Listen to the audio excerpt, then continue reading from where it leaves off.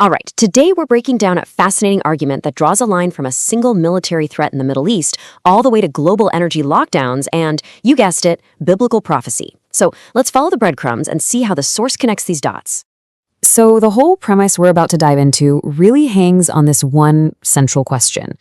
Could we be looking at a new, totally different kind of global lockdown on the horizon? Okay, so where does it all begin? Well, according to this source, the first domino to fall is a really high-stakes geopolitical threat, and it's aimed squarely at Iran. The catalyst, the very first event in this chain, is supposedly a U.S. ultimatum given to Iran. The deal is simple.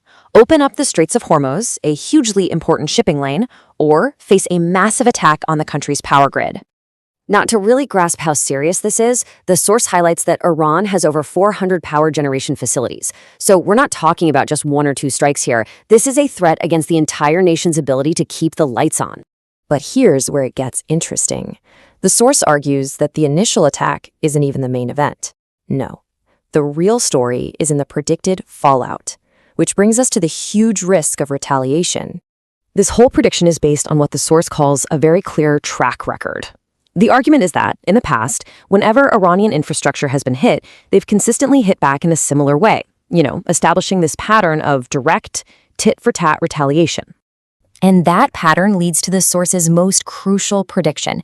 It argues Iran wouldn't strike back at the U.S. directly. Instead, it would hit the West's biggest weak spot, the oil and gas reserves all across the Middle East.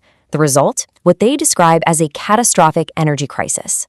The source actually gives this specific kind of crisis a name, which brings us to our third point.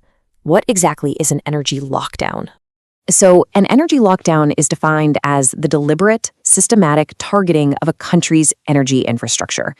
The source is also really clear in how it frames this, labeling it as a straight-up illegal act under international law. And to prove this isn't just some made-up term, the source points to a very real, very recent precedent. It cites the 2024 arrest warrants that the International Criminal Court issued for Russia's defense minister. And for what? For doing the exact same thing, consistently targeting Ukraine's energy infrastructure. This is held up as proof that this is a recognized concept on the world stage. Now, this is where the argument really zooms out. It starts connecting this potential regional crisis to much broader global policies, and to some things we've all lived through recently.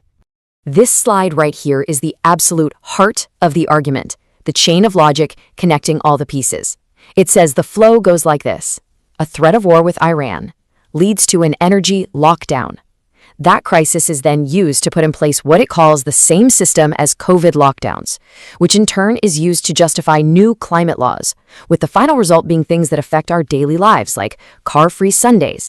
So you might be asking, how would all this actually be put into practice? Well, the source points directly to the International Energy Agency, or the IEA. It claims the IEA has already proposed lockdown-style restrictions as a way to manage a potential energy crisis. This is basically presented as the ready-made plan, just waiting for a trigger. And all of this, every single step we've just walked through, is building to the source's final, ultimate point. And this is where it shifts gears from geopolitics right into the prophetic. So, after laying out this entire chain of events from a threat in the Straits of Hormuz all the way to car-free Sundays, the source delivers its primary claim. It presents all these events not as simple political moves, but as a sign that, and I'm quoting here, the end of all things is at hand. From there, the message pivots. It's not just about prediction anymore. It becomes a call for spiritual preparation. It uses this direct quote from Scripture to deliver a message of faith and endurance to its audience.